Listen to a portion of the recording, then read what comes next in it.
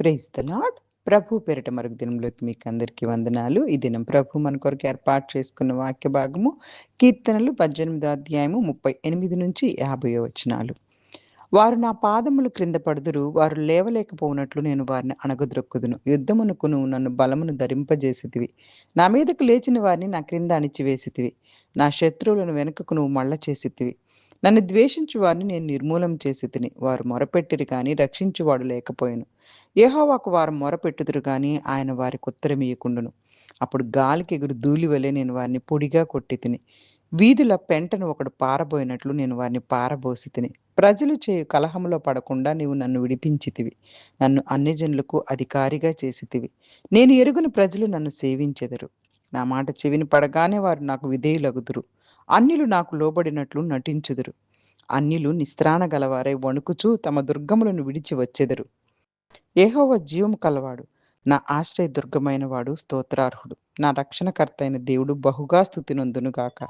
ఆయన నా నిమిత్తము ప్రతిదండన చేయు దేవుడు. జనములను నాకు లోపరచువాడు ఆయనే. ఆయన నా శత్రువుల చేతిలో నుండి నన్ను విడిపించును. నా మీదకు లేచు వారి కంటే ఎత్తుగా నీవు నన్ను హెచ్చించుదువు. బలాత్కారం చేయు మనుషుల చేతిలో నుండి నువ్వు నన్ను విడిపించుదువు. అందువలన యెహోవా అన్ని జనుల్లో నేను నిన్ను ఘనపరచెదను. నీ నామ కీర్తన గానం చేసేదను. నీవు నియమించిన రాజునకు గొప్ప రక్షణ కలుగుజేయువాడు. అభిషేకించిన దావీదునకు అతని సంతానమునకు నిత్యము కనికరము చూపువాడు. హల్లెలూయా, హల్లెలూయా. పరిశుద్ధ దేవుడు ఈరోజు ఈ వాక్య భాగం ద్వారా మనతో మాట్లాడడానికి ఇష్టపడుతూ ఉన్నారు. చూడండి, ఈ దావీదు గారు రచించినటువంటి ఈ కీర్తన 18వ అధ్యాయం అంతా కూడాను దావీదు గారు శత్రువుల చేతిలో నుంచి దేవుడు విడిపించిన తర్వాత రచించిన ఈ కీర్తన మనము 18వ అధ్యాయం 1-18 వచనాల వరకు ముందు ధ్యానం చేసుకున్నాం. అలాగే 18 నుంచి 37 వరకు మరలా ధ్యానం చేసుకున్నాం. ఇప్పుడు 38 నుంచి చివరి వచనాల వరకు ఇక్కడ ముగింపు మనము. దావీదు గారు దేవుడు తనకిచ్చిన పూర్తి విజయాన్ని, ఆయన శాశ్వత కృపను గురించి స్తుతిస్తున్నారు. తన విజయానికి కారణం తన శక్తి కాదని, దేవుని శక్తి మరియు కృపే అని ప్రకటిస్తున్నారు. నీవు నన్ను యుద్ధమునకు బలముతో నడికట్టితివి అంటున్నారు. యుద్ధమునకు నువ్వు నన్ను బలం ధరింపజేశావు అంటే అది అర్థమండి. అంటే దావీదు శత్రువులను జయించగలిగాడంటే దావీదు గారికి దేవుడు బలం ఇచ్చారు. మన జీవితంలో పాపం, శోధనలు, భయాలు, నిరాశలు ఈ శత్రువులను మన బలంతో అస్సలు మనం ఎదుర్కోలేం. దేవుని బలంతో మాత్రమే జయించగలం. అందుకే అపోజిటైన్ పౌలు గారు ఫిలిప్పీయులకు రాసిన పత్రిక 4వ అధ్యాయం 13వ వచనం, నన్ను బలపరచు వాని ద్వారా నేను సమస్తము చేయగలను. హల్లెలూయా, హల్లెలూయా. దేవుడు దావీదు గారి శత్రువులను వెనక్కు తిరిగేలా చేశారు. ఇది దేవుడు తన ప్రజల కోసం పోరాడుతున్నాడన్న విషయాన్ని తెలియపరుస్తుంది.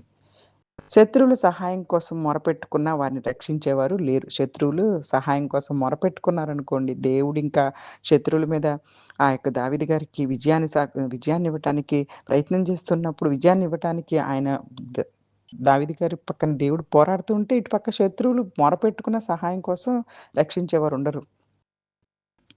వారు దేవుని తిరస్కరించినందువల్ల వారి ప్రార్థనలకు సమాధానాలు కూడా లభించవు. దేవుని కృపను తక్కువ అంచనా వేయకూడదు. ఆయనను వెతికే హృదయం కలిగి ఉండాలి మనం. దేవుడు దావీదు గారిని ఇశ్రాయేలుకు రాజుగా మాత్రమే కాకుండా అక్కడున్న చుట్టుపక్కల ఉన్నటువంటి అనేకమైనటువంటి రకరకాల జనాలున్నారు ఆ దినాలలో. వారందరికి కూడాను దావీదు గారంటే చాలా గౌరవంగా చూసుకునేవారు. దావీదు గారు తెలియని ప్రజలు లేరు ఆ జనాల్లో. ఇప్పటికీ కూడాను దావీదు గారు తెలియని ప్రజలంటే లేనే లేరు. అందరూ ఆయనకు విధేయులైపోయారు. అన్ని దేశాల వాళ్ళు, చుట్టుపక్కల ఉన్నటువంటి అన్ని సామ్రాజ్యాల వాళ్ళు కూడా దావీదు గారికి విధేయులైపోయారు. ఇది దావీదు గారి రాజ్యాన్ని కొంత సూచిస్తున్నప్పటికీ కూడాను పూర్తిగా యేసుక్రీస్తు వారిలా కనిపిస్తుంది. అందరూ ప్రపంచమంతా కూడాను ఆయన ముందు మోకరించాల్సిందే. ప్రతి మోకాలు ఆయన ముందు వంగాల్సిందే. యేసుక్రీస్తు రాజ్యములోకి అందరం చేరాల్సిందే. హల్లెలూయా, హల్లెలూయా. యేసుక్రీస్తు ప్రభువును అన్ని దేశాల ప్రజలు ఆరాధించాల్సిందే. యెహోవా సజీవుడు. ఇది చాలా గొప్ప విశ్వాస ప్రకటన.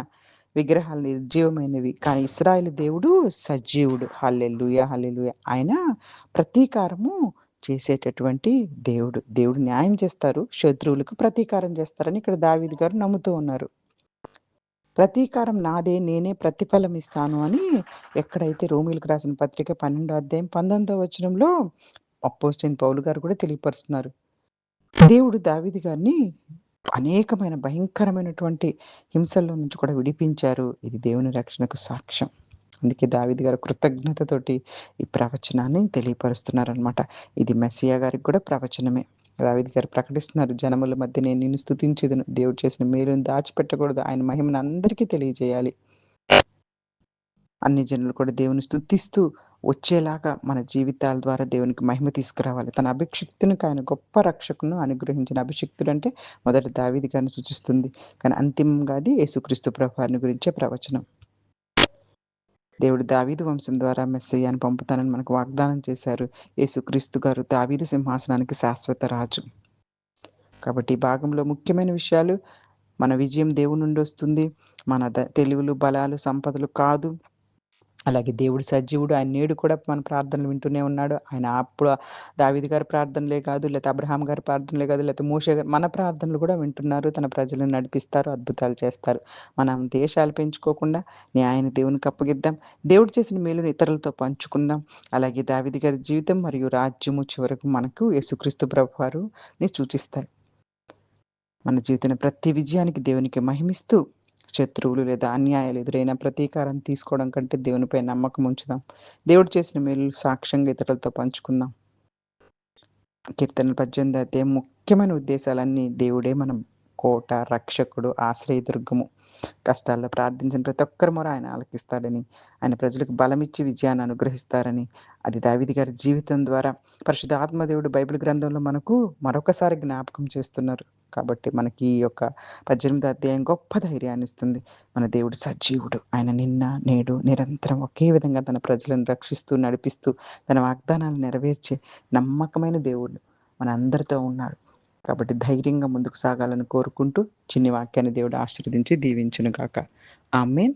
God bless you all. God bless you all.